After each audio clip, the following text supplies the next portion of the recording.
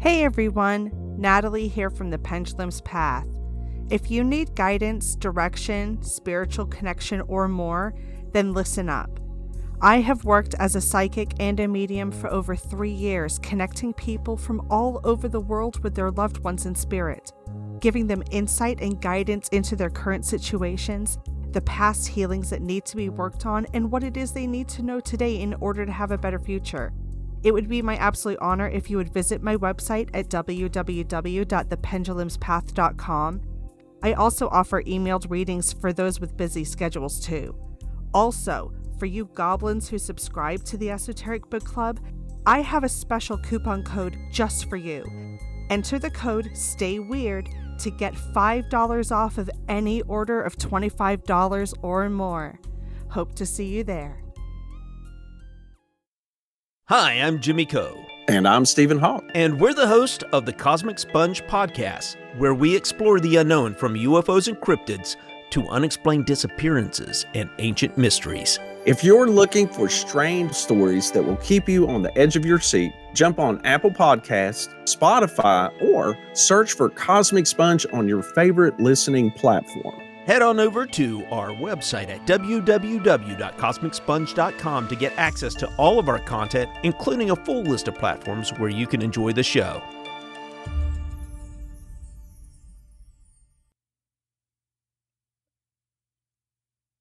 Many of us in Western countries have had the mantra, "Honor thy father and thy mother," repeated over and over again throughout our youth. In evangelical communities, this was often weaponized, used as justification for any action taken upon a child by a parent or guardian. It was an excuse, a religious exception that condoned their abuse. I want to make it very clear that this never happened to me, although I did see and hear it quite frequently with my classmates growing up in rural West Virginia. Later, when I went to college, I found that this pattern repeated pretty much everywhere in the country. Aphorisms from the Bible being used to justify a parent's shitty behavior. With the rise of opioid dependency and abuse in my home state, I'm seeing the same patterns play out. Only this time, the phrase is used by grandparents who are doing the best that they can while they are forced to raise their displaced grandchildren. I think that's what makes the concept of tonight's book difficult for so many people. Ancestor veneration seems like a daunting, sometimes impossible task for so many people. People who suffered parental abuse. People disowned by their family for any myriad of reasons, whether it be beliefs, sexuality, or gender identity. Or even for people who are simply estranged from their relatives. How do you create a practice of ancestral veneration when those are the very people who have hurt you? More importantly, why should this be a part of your spiritual path? Tonight we are going to dive into the book Ancestral Whispers by Ben Stimpson and find out the benefits, pitfalls, hazards, and ultimately the rewards of creating your own practice of ancestral veneration. I'm your host Jason, and you're listening to the Esoteric Book Club.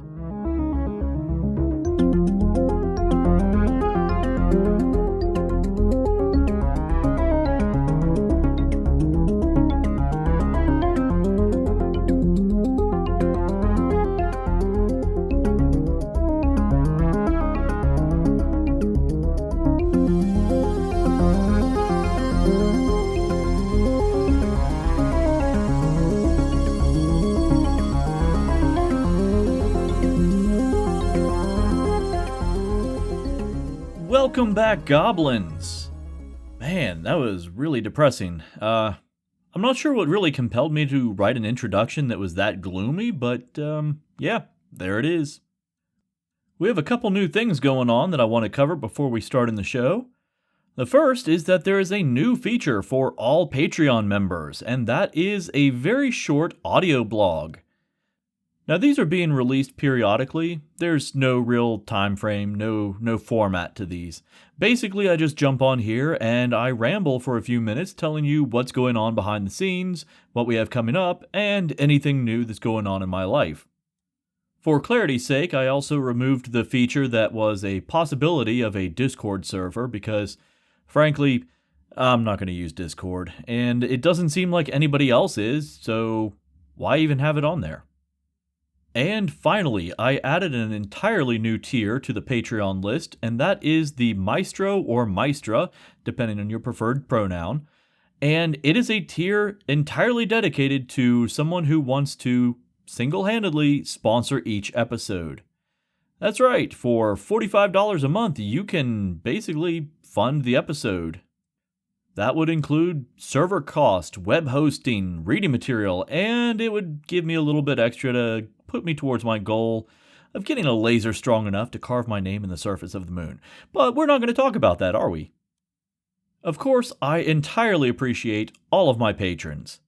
Specifically, Soul Rising Studios and Grand Inquisitor Samantha and Grand Inquisitor Annie K. If you too would like to join the archive, go to patreon.com/esoteric book club.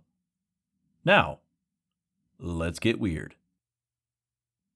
Tonight we are covering the book Ancestral Whispers, A Guide to Building Ancestral Veneration Practices by Ben Stimpson, released by Llewellyn Publications. Ben Stimpson is a therapist, lecturer, student, and spiritual director.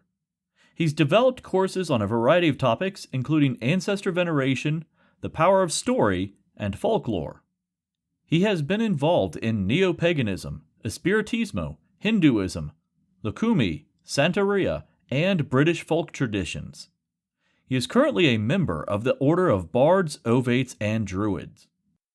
It's also mentioned in the book that he used to be part of an experimental spiritual organization called Tribal Hearth. Now, it doesn't go into any detail in the book what this organization actually did, but in the interview that you will hear in 2 weeks, he actually outlines a lot of the details, and it's rather fascinating. But I'm not going to spoil anything. You'll have to come back later and listen. The one takeaway that I can tell you here, because it's applicable to the book, is that stories have power. Especially stories we tell about ourselves. And that is basically what ancestor veneration is. It's a series of stories.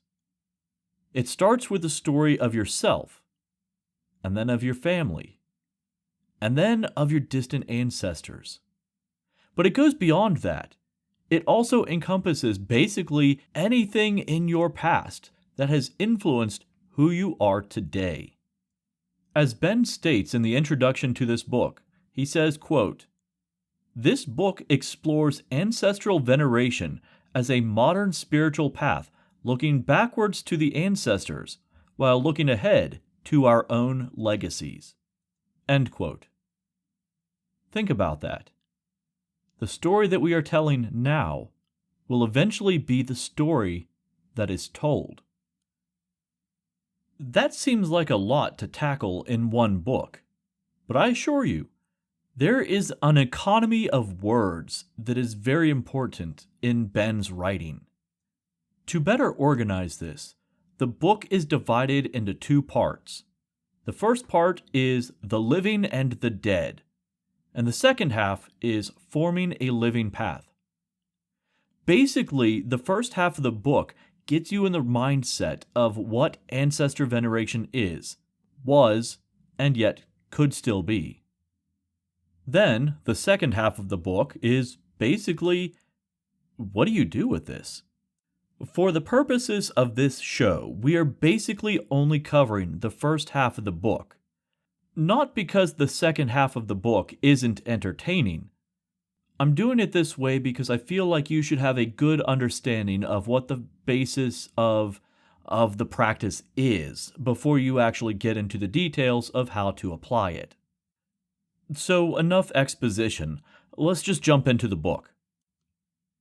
Most of the time when you have a book that deals with, say, the dead, or spirits, or in this case, ancestors. It just goes straight into, okay, these things are no longer living. But not ancestral whispers. It starts out with the question, what does it mean to be alive? Or, in a broader mindset, what does it mean to be a person? Most people would answer this by saying, oh, that's a human being, clearly. Okay, what about animals that are now considered sentient? Would you consider a dolphin a person?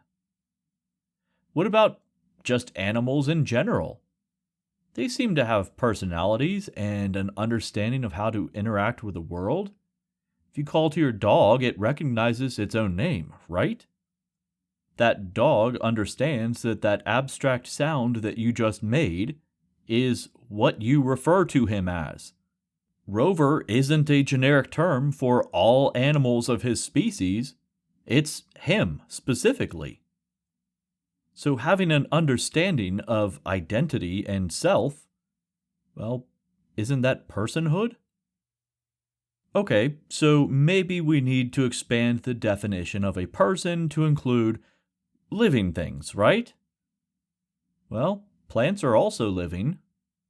Are they people? Recent scientific studies are making us actually start to question that. Trees, specifically, seem to have an understanding of themselves and family groups. And I'm not talking about trees of the same species. I'm talking about trees within the same species, recognizing their own lineage. So the study was conducted with oak trees, right?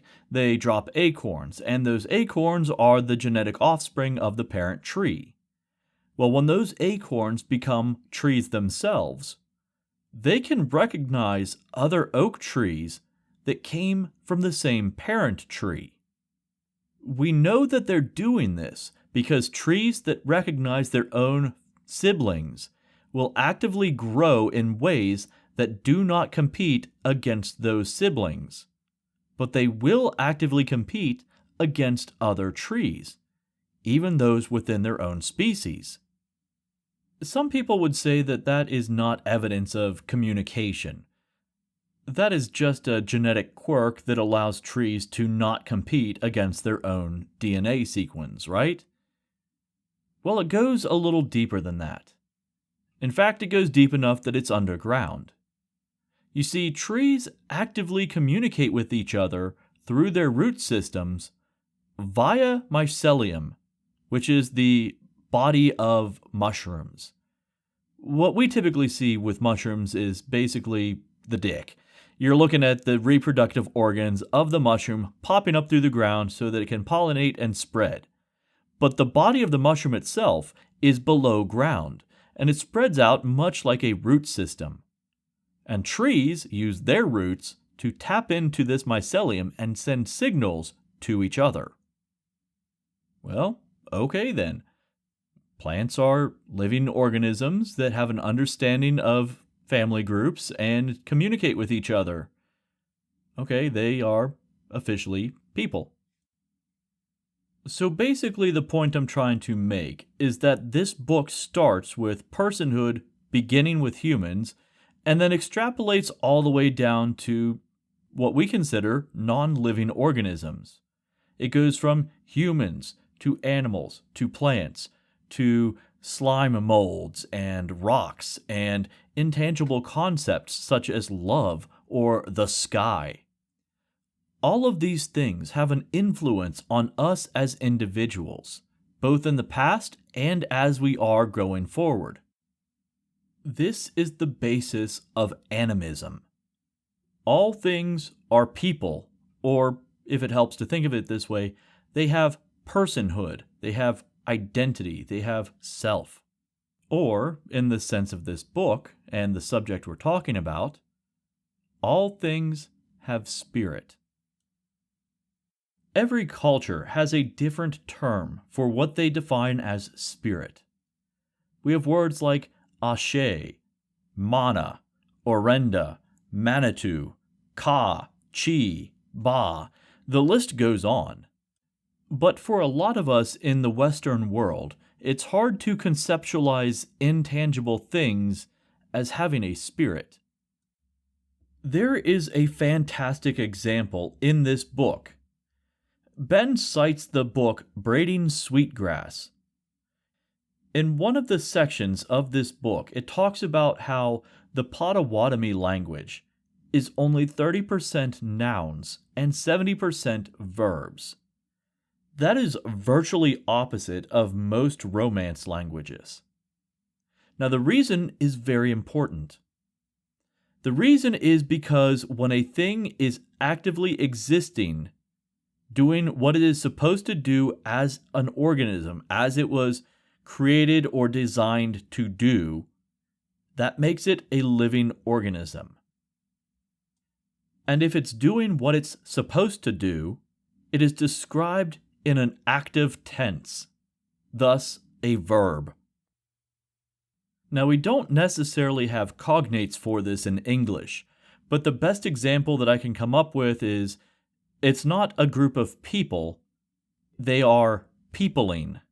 They're doing what people do. So if you describe something in an active tense in the Potawatomi language, that means the object is animated. It has spirit. In fact, a majority of the inanimate objects in the Potawatomi language are human-created objects. So let's say we're talking about a spear. The flint that the spearhead was made from, when it was in location with the rest of the flint, that would be an animate thing. That is flint being flint. The spear shaft, when it was still part of a tree, was a tree being a tree. But when you separate them from the host object and you work them with human intention and assemble them in a new way, a spear isn't being a spear. It was created to be a spear. It's actually quite foreign to a lot of Western mindsets where it's basically the opposite. A thing isn't a thing until you take raw materials and assemble it. So in a Western mindset, it was simply a rock and wood, but when you put it together, then it becomes a spear and it becomes a thing with a name and a purpose. But not to the Potawatomi. To them, when you take those parts away from the land and assemble it into a tool, it's no longer alive. It no longer has spirit. As if that weren't enough to try to wrap your brain around, we also have to expand on that. Do animate things, things with spirit, have only one type of spirit? If we look at this at the most basic possible mindset, we can say, okay, if it's alive, it has spirit. If it's dead, it doesn't. Now, this is super simplified. This is discounting the possibility that non-living objects can have a spirit. This is simply alive or dead. But what about those weird situations where we seem to be alive, but we don't have consciousness? There's no brain activity, no sense of self. There's nothing telling the body to get up and walk around. Although the heart still beats, the lungs are still pumping air. It's like the body is still living, but the person isn't there. So, does that body still have spirit? It's alive, it's animated, but it's not interacting with the world around it. If we follow the very basic tenets that we laid out, if it's alive, it has spirit, if it's dead, it's not, then yes, that body still has spirit. But it's not the same thing, is it? And that's the same conclusion that the spiritualists came to in the mid-1800s. They came to the conclusion that there had to be at least two animating forces. One that controls and animates the body, but another that controls and animates the self. So that's how they came up with the idea that there was a soul and a spirit. They worked in conjunction, but they were separate. They called these two parts the spirit essence and the animus, the animating spark of life. Next, we come to Taoism. In Taoism, they have the concept of the Hun and the Po. The way it's described in the book is as a yin-yang. It is swirling around each other, interacting with each other. They're separate but unified, if that makes any sense.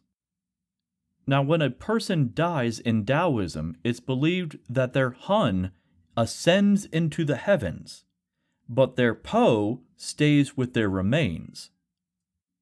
Except, depending on the time period and the specific Taoist tradition, you could have many, many Huns and many, many Po. It all really depends on where and when you are. We even see this multiplicity of spirit in New Age traditions, where a lot of times these are described as mind, body, and spirit. Now, because we have that separation, it allows for an individual to both have an afterlife and take part in reincarnation.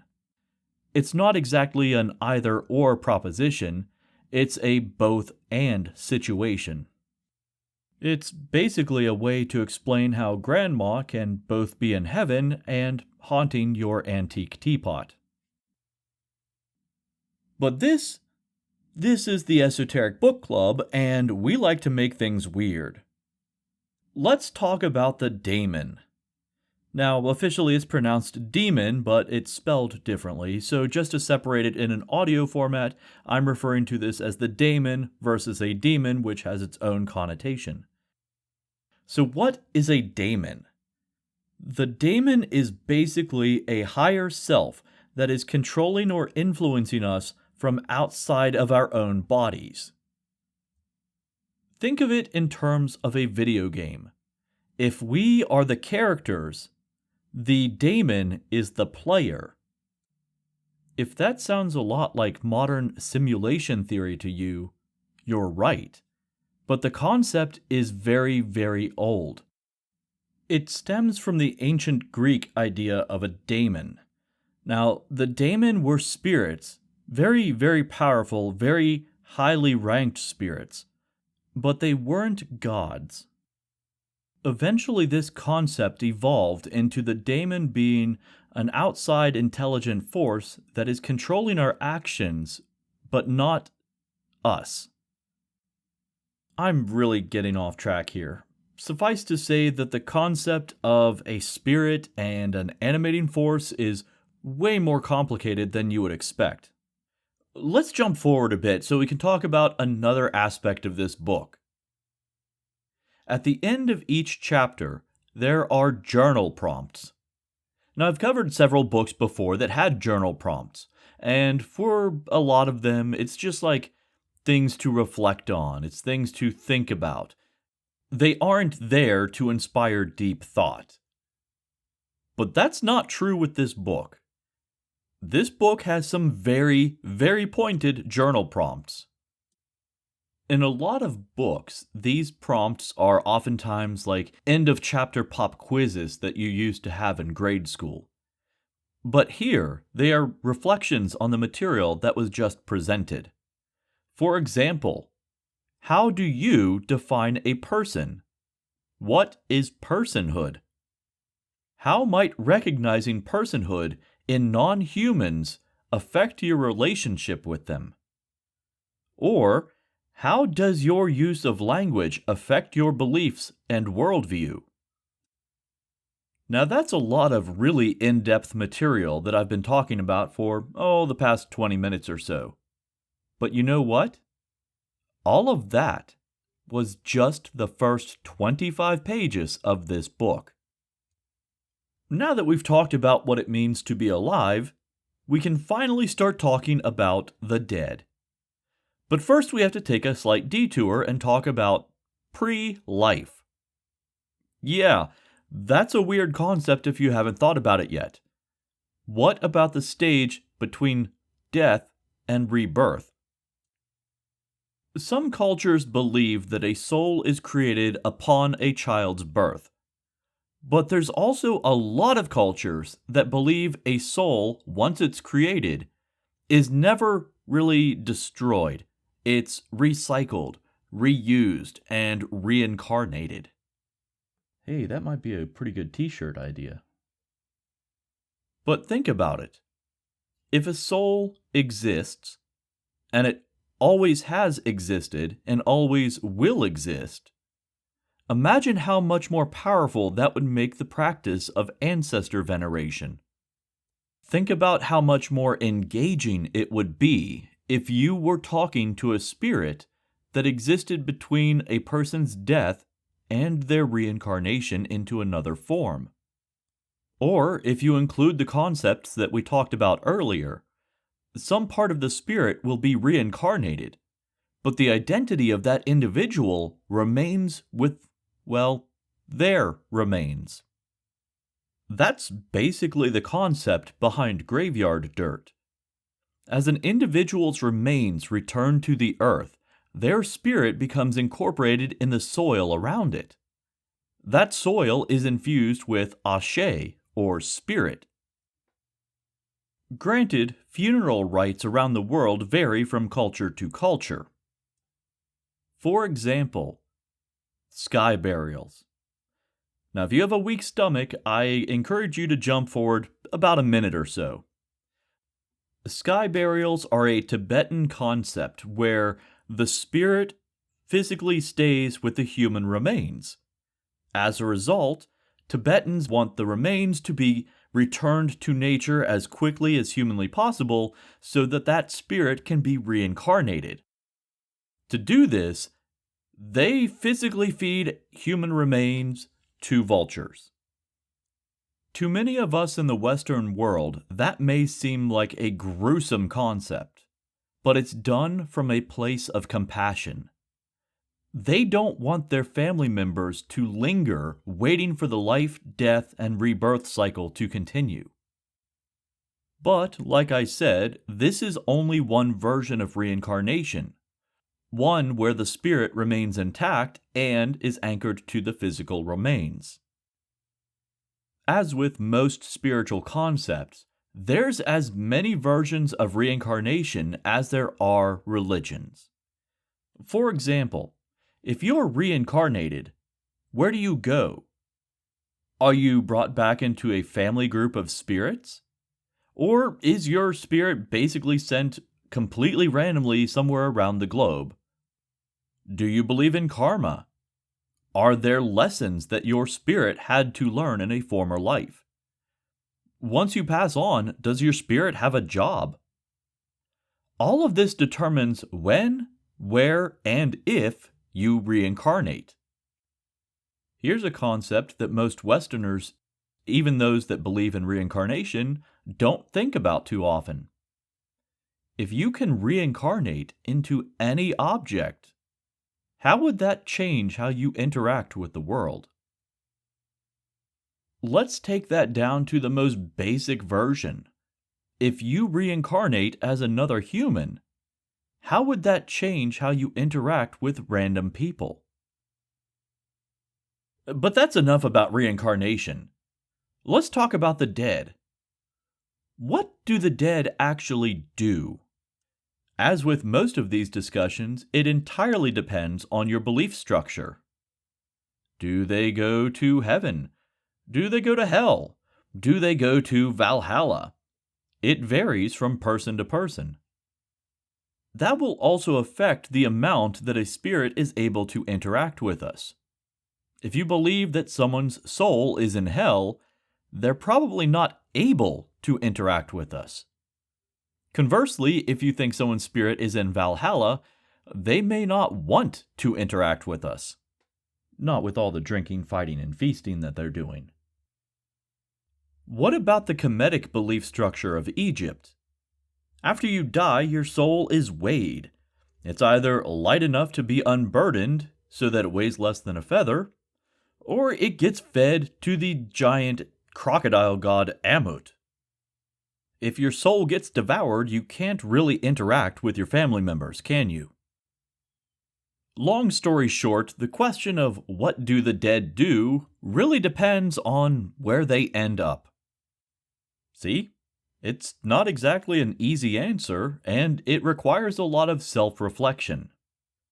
As with most parts of this book, we aren't given the answers, but instead we are forced to focus on the questions.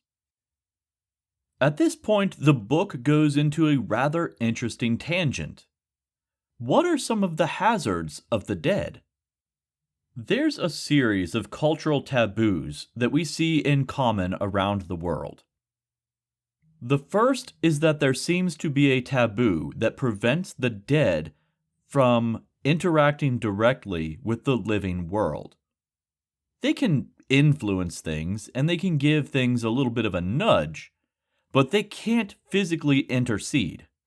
They can't do something that would make them seem or feel mortal. When we hear that, we think of spirits trying to intercede on behalf of a family member or a loved one. That does happen, but it's not as common as you would think. At least, not as common as a spirit who can't give up a vice. Someone who can't give up, say, alcohol or sex or greed.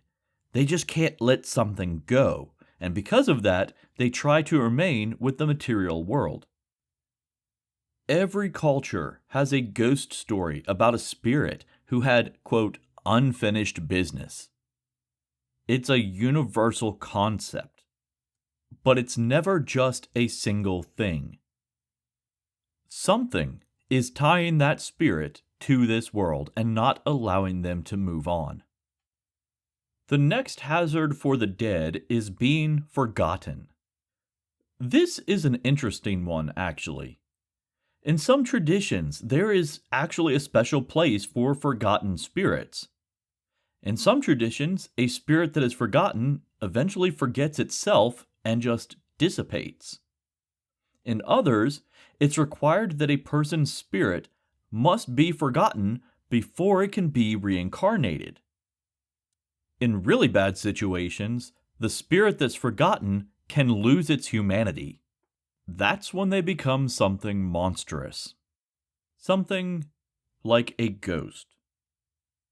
Now, the concept of a ghost is also kind of universal to humanity. When you distill it down, a ghost is basically a spirit that cannot or will not move on to its next incarnation. It's usually tied to something emotional, something like love, hate, violence, vengeance, whatever. Something is keeping them anchored here. Some ghosts get wrapped up in their own situation. We see them and they're just replaying the same scenario over and over and over again. They're not really interacting with us. But the ones that do tend to become aggressive. Think about the classic ghost haunting a house. It may not like the family that has moved in, so it starts to throw things, break things, make noises, prevent the family from sleeping, anything it can do to drive them away. Now, the concept of a haunting or a ghost is so common around the world that there is a wide array of rituals or practices that drive a ghost away, or conversely, prevents a ghost from forming in the first place. One such practice involves the person's name. In some cultures, once a person passes away, you're not allowed to say their name. In some, you're not even allowed to have photographs of that person. Basically, as long as that person is remembered, their spirit isn't allowed peace. It becomes a painful reminder of life on Earth. Think of it in terms of a telephone. We all carry cell phones in our pockets at this point. How annoyed do you get when you get a spam phone call? It's pretty irritating, right? Now imagine you can't mute your phone when that call comes through. You either have to answer it or wait for the other person to get bored. Worse yet, imagine that you have a telephone for every single potential person that knew you, so that when they think of you, that separate phone rings as well. Suddenly, you are surrounded by nonstop ringing. And then, if someone sees a photograph of you, suddenly a new telephone gets installed, and it begins to ring as well. So even though on the surface it may seem casually cruel to eliminate someone's name or destroy their photographs after their passing, it's actually done again out of a place of compassion. If you've made it this far, your next question is probably, so what? What now? What do we actually do for ancestor veneration? One of the first and most immediate reasons that we even perform ancestor veneration is that it's part of the grieving process. It reminds us that people may be gone, but they're not forgotten. It may seem trite, but it's also fairly universal. The grieving process makes us confront everything that we just discussed. And the mourning process is about the transition of an individual from one stage of life to the next, and also our ability to adjust to that person no longer being a part of this world. Ancestor veneration allows you to view those individuals as still being accessible, just remotely so. You can still interact with them. You just have to use a different method. As the author points out, consider mourning to be remembering the dead, while veneration is responding to the dead. A unique separation between veneration and mourning is that mourning is typically for people that you personally knew. Veneration is for everybody who came before. Now, there's a lot to be said about the morality of ancestor veneration. Very basically, though, you're creating a relationship with an individual. You don't just go up to a random person on the street and ask them for a favor, right? Your ancestors may vaguely know who you are, but if they're someone that you consistently interact with, they are more likely to assist you when you ask for it. It's more about relationship rather than reciprocity. Think about it this way. If you went to your grandmother and asked for advice about a relationship problem, if she's able to, she may just intervene. But if you go to her and say, "Hey, Grandma, if you kick this person out of my house, I'll bake you some cookies." Which situation do you think is going to go better? One is assistance from a loved one. The other is basically a contract. Another situation you may run into is simply not knowing anything about a person. You may start out with a name, a birth date, and a death date. Things you'll find on a tombstone. But as the saying goes, life is what happens between those two dates. That's what shapes an individual into a person. So yes, ancestor veneration does sometimes require some work. Now, this work could be talking to other family members, finding out more about a person, or it could be going to a local library to look up genealogy. It's hard to relate to an individual based solely on dates on a calendar. But stories, whether true or not, stories are where the magic happen. The problem with that is that we may not like what we find out. Because let's face it, the past was rough. And sometimes the farther back you go, the worse it gets. Throughout history, people have had to do terrible things so that they and their families could survive. Some people did them simply out of convenience, and some people are just deviants. Granted, that's no different than today. People are going to be people. Regardless of who they were and what they did, they are still responsible for who you are today. The best thing that we can do with these individuals is to use them as a mirror. Now, before I go any farther, I want to make it very clear that you don't have to do this with immediate family members who have hurt you. You have every right to heal before you do any of this. And even then, it is your choice to choose whether you do so or not. So what do I mean when I say that we use them as a mirror? What you do is you hold up that individual. You conjure an image of them and their actions in your mind. What aspects of them do you see in yourself? Is it a good aspect, or is it a bad aspect? If it's a bad one, is it something that you're able to and willing to change? How has this individual's actions in the past affected who you are today? Has it affected you for better? Has it affected you for worse? Are there things you can do to reconcile their actions, to pay recompense? You are not responsible for, quote, the sins of the father, but their actions do affect you in some way. Now, there is a lot more about this process in the book, but I'm going to leave that for you to discover yourself. If you can't tell, this is easily the best how-to book that I've ever read on a spiritual practice. Ancestral Whispers combines history, experience, and deep thought on a variety of world traditions involving ancestral worship. While it draws on many traditions, it doesn't rely entirely on one single belief system. Instead, it synthesizes common themes and delivers them in a way that allows the reader to construct their own practice in a way that works with their own personal beliefs.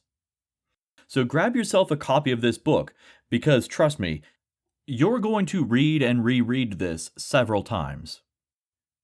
The official release date is September 8th, but apparently this book is already in stores, so go get one. As always, I'll post a link in the show notes. The Esoteric Book Club can be found on Facebook, Instagram, Patreon, and now on Threads. If you've ever listened to one of my episodes and thought, I'd buy that guy a cup of coffee, consider joining my Patreon. Frankly, at this point, it's cheaper than coffee. Archive members, stick around. We are going to talk about broadening the idea of what an ancestor really is. For the rest of you, until next time, remember, make it weird.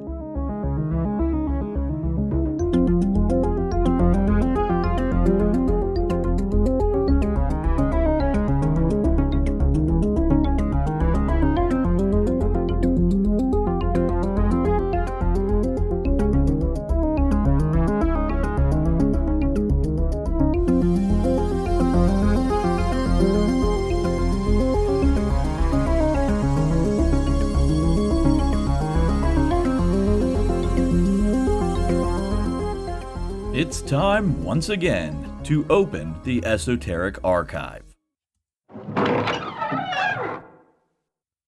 When we think about our ancestors, typically we think about deceased individuals. Not really intangible things. Nothing like gods or demons or monsters or even forces of nature. But why not? Let's start out simple, though. What about human ancestors? Do they have to have been related to you? What if you're adopted? Your ancestors in both of those instances would not be related to you through genetics or by blood, but they are people who have had very big influence on who you are today. Hi, Techie Joe here. I work with Ace and Knight, some of the best psychics in West Virginia, to create amazing live streams and podcasts for the Psychic Coffee Shop Network. Together, we brew up great content discussing news, events, hot topics, and more, all from a psychic perspective. On The Psychic Coffee Shop, we interview amazing authors in the metaphysical realm. Coffee and Tea combines ASIN with Tracy, Dottie, Natalie, or Lady Gwendolyn for the good and the bad of being a psychic. Shameless Self-Promotion with Dottie the Psychic talks to leading and emerging YouTubers and business owners in our community. Mountain Bears brings you the latest in LGBT news and politics. The Psychic That Plans answers the question of, well, how a psychic plans. Plus, we're live on air.